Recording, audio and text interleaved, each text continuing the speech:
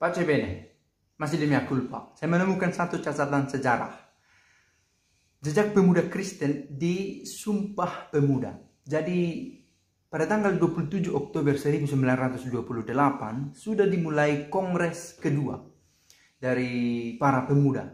Dan ada satu koran yang terbit pada waktu itu, koran Batavia's Nieuwsblad, mencoba melaporkan apa yang terjadi pada waktu itu. Ada perhimpunan pemuda yang berlangsung di gedung yang dimiliki oleh gereja Katolik.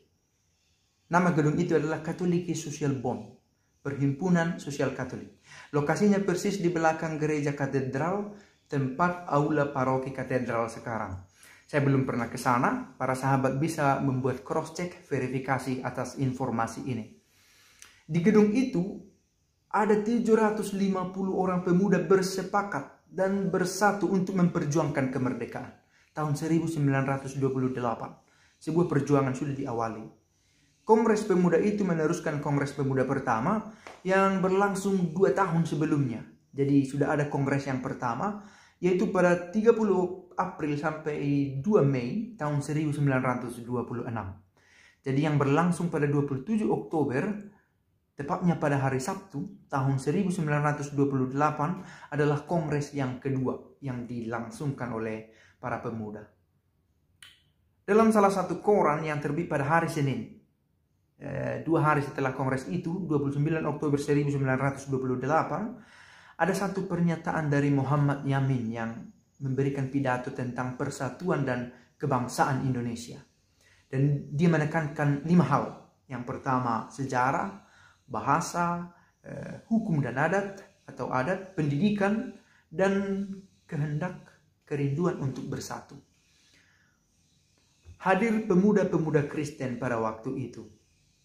Di antaranya Profesor Leimena, RCL Senduk, Arnold Monotutu, dan ada yang dari Katolik Augustin Magdalena Waworuntu. Dan tentu ada juga pemuda-pemuda dari utusan seantero tanah air yang memberikan dukungan dengan hadir secara langsung pada pertemuan itu.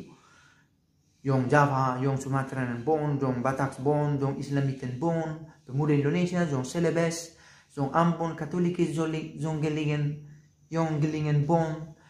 Mungkin pengucapan saya kurang tepat. Pemuda kaum Betawi, Sekar Rukun, dan ada banyak lagi yang lain.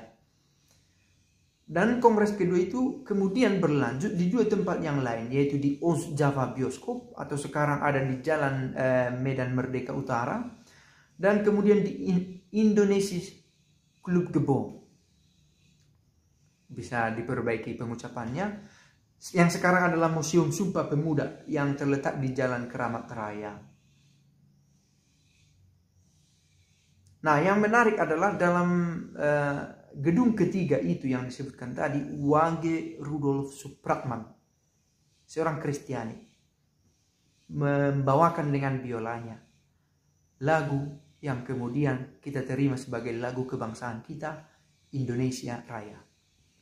Para sahabat, kita melihat sumbangan positif yang mana gereja hadir juga secara nyata.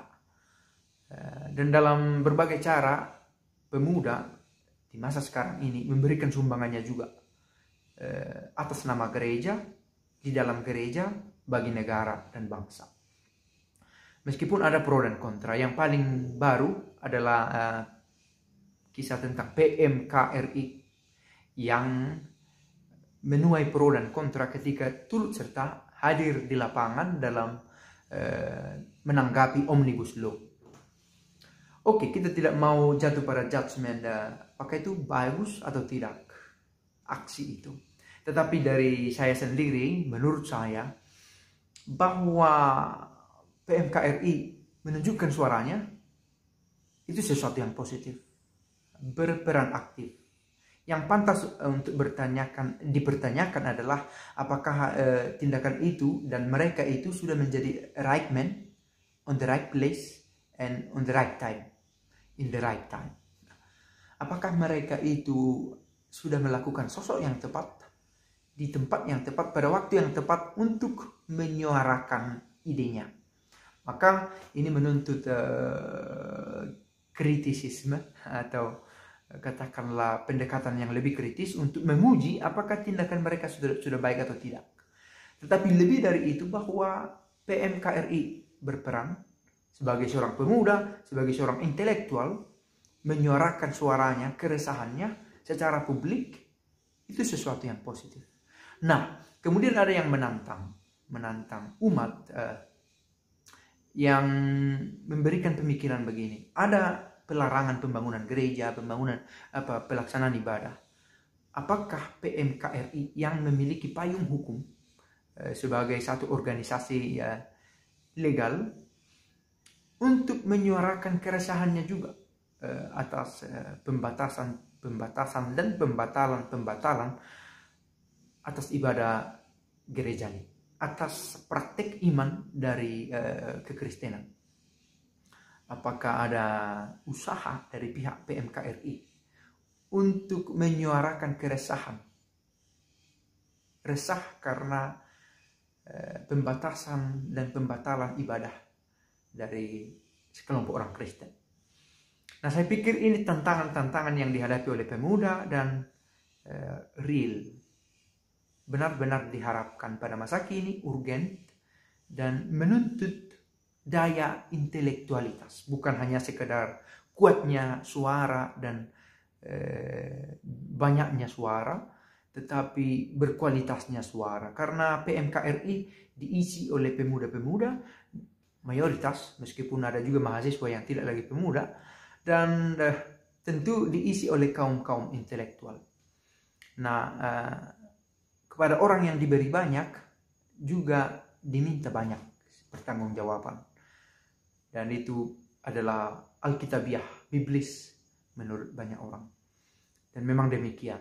Karena itu, semoga semangat Sumpah Pemuda untuk membangun kenegaraan, kebangsaan yang satu di bangsa Indonesia,